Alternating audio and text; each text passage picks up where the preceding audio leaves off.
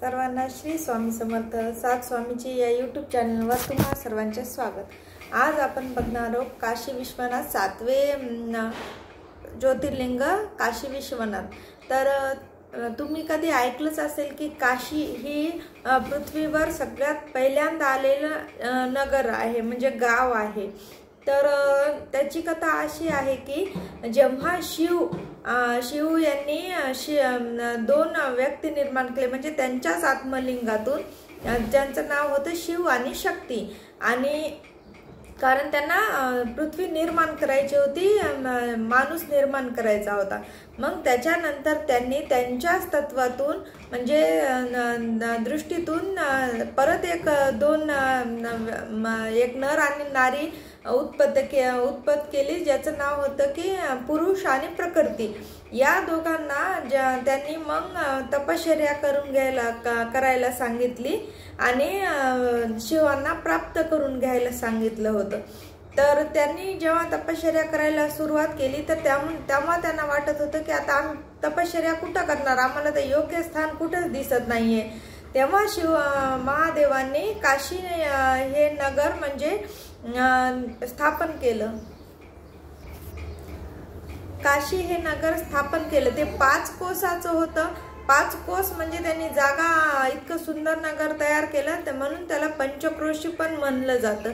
तर तिथं मग त्यांनी तपश्चर्या केली। आता त्यांच्यातून उत्पन्न झालेलं म्हणजे पहिला नर नारी म्हणजे ज्याचं पालन करणारे होते ते विष्णू, म्हणजे विष्णू आणि लक्ष्मी आधी त्यांच्यापासूनच सृष्टी निर्माण झाली। तर तेव्हा विष्णू आणि प्रकृती जेव्हा तप करायला बसले तेव्हा त्यांच्या तपाच्या याच्यातून आनंद म्हणजे लहरी येत होत्या, पाण्याच्या असे पांढरे शुभ्र असे लहरी येत होत्या आणि त्याच्यानं ते पूर्ण पाण्यानं त्या व्यापून गेलं होतं पंचक्रोशी। तेव्हा पंचक्रोशी ही स्वर्गातच होती, म्हणजे जिथं तयार केली होती महादेवाने तिथंच होती। तर तिथं पूर्ण पाणी झालं होतं असं पांढरं शुभ्र। तर त्याच्यामधून मग विष्णू शयन अवस्थेत आले शेषावर, आणि तिथून मग ते त्यांच्या बेंबीतून कमळ उत्पन्न झालं आणि तिथं ब्रह्मदेव उत्पन्न झाले।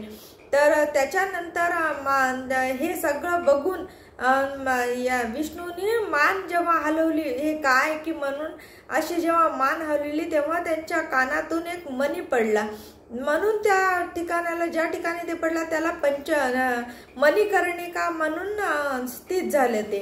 आणि त्याच्यानंतर आता उत्पत्ती करायची सृष्टीची, म्हणून प्रकृती आणि पुरुष निर्मिती करू लागले।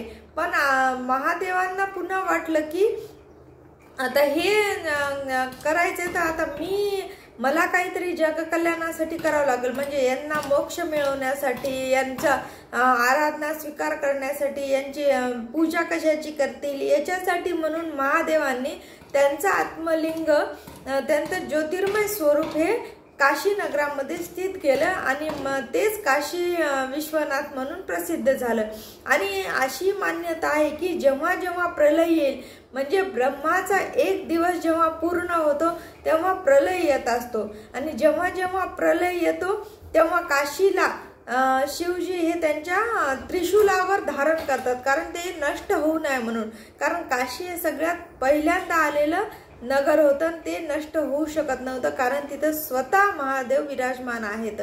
त्याच्यामुळं अशी पण मान्यता आहे की ते जेव्हा प्रलय आला तेव्हा ते त्रिशूलावर धारण करतात, आणि प्रलय हा ब्रह्मदेवाच्या एक दिवस पूर्ण झाल्यावर प्रलय येत असतो, अशी मान्यता आहे। आता ब्रह्मदेवाचा एक दिवस किती हजार किती लाख वर्षांचा आहे हे आपल्याला माहित नाहीये, ते असेल कुठेतरी ग्रंथामध्ये, पण मला तर अजून माहित नाही, म्हणून मी ते सांगू शकत नाही।